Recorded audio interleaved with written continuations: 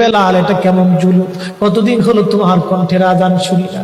বেলাল রে, তোর কি মন চায় না আমি নবীর জিয়ারতে আসতে?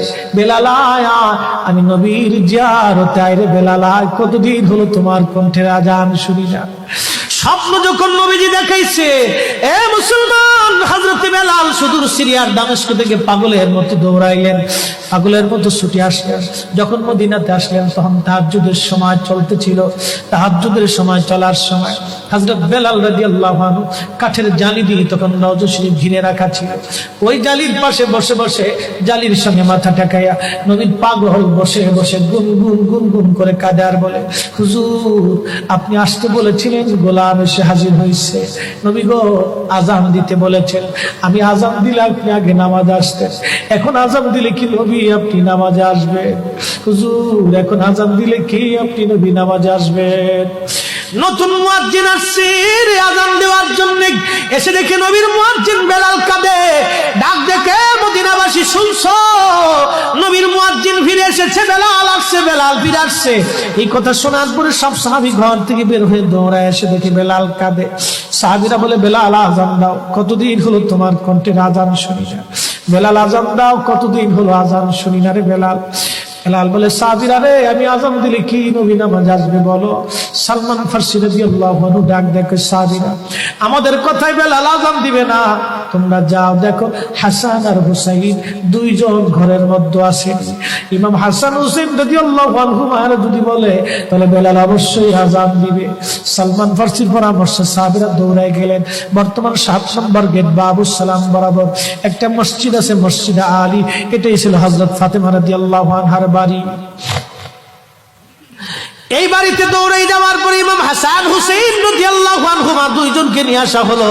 দুইজনকে নিয়ে আসার পরে হযরত ইমাম হাসানকে দেখতে আমার নবীর মতো দেখা যাইতো, চেহারাটা রাসূল করিমের চেহারার মতো ছিল। নাতি দৌহিত্র নানার চেহারা পেয়েছিলেন, ইমাম হুসাইন ও নানার সুরত পেয়েছিলেন। দুই ভাই নানার সুরত পেয়েছিলেন। হযরত বেলাল রওজা শরীফ থেকে উঠে হযরতে হাসানের বুকের মধ্যে মাথা ঠেকায় কাঁদতেছে, ইমাম হুসাইনের বুকের মধ্যে মাথা ঠেকায় কাঁদে। হযরত ইমাম হাসান ডাক দেখে, নানার মুয়াজ্জিন, কতদিন হলো তোমার কণ্ঠে আজান শুনি না। যে কণ্ঠ দিয়া নানার আজান শুনাইতা, যাও গো ওই কণ্ঠ দিয়ে আমাদেরকে আজান শোনাইয়া যাও।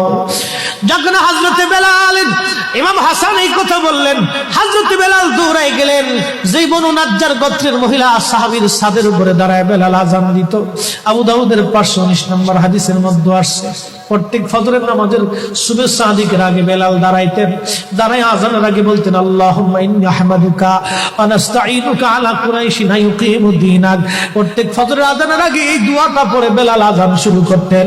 হযরত বেলাল রাদিয়াল্লাহু আনহু আজকে তাহাজ্জুদের আজান দিতে গেছে। আজান দিতে যাওয়ার পরে হযরত বেলাল যখন আজান দিলেন, আল্লাহু আকবার, আল্লাহু আকবার, আজানের মধুর ধ্বনি সারা মদিনার রন্দে রন্দে ছড়িয়ে গেল। মদিনার ঘর থেকে সব সাহাবী বের হয়ে দৌড় মারছে।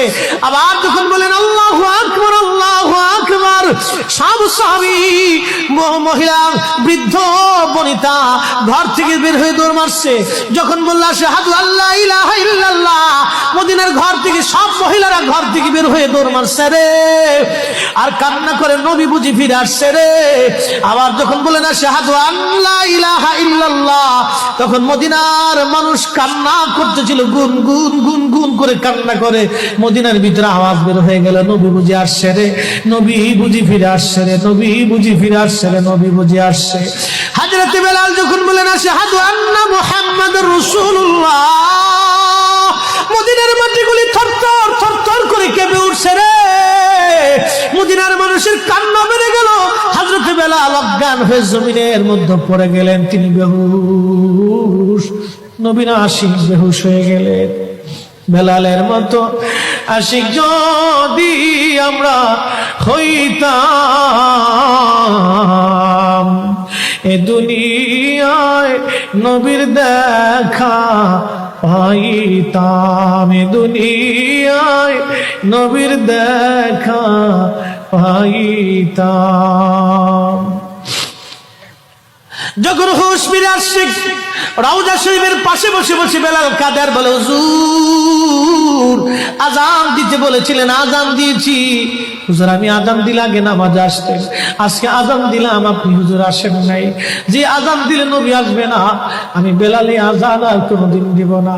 হযরতে বেলাল কিছুদিন পরে কলিজা ফেটে নবীর বিরহ বেদনা সহ্য করতে না পেরে তিনি চলে গিয়েছিলেন পরপারে, কলিজা ফেটে।